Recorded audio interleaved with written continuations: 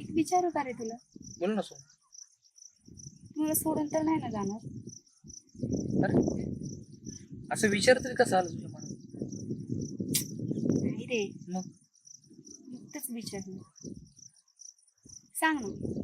नाही ग, हे बघ, आपण लवकरच लग्न करणार आहे, माहिती ना तुला. आणि तू गेलास तर? अगे सोनं सोडून मी कशात नाही.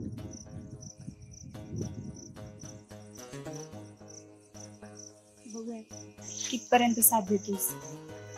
आयुष्यभर वचन? वचन.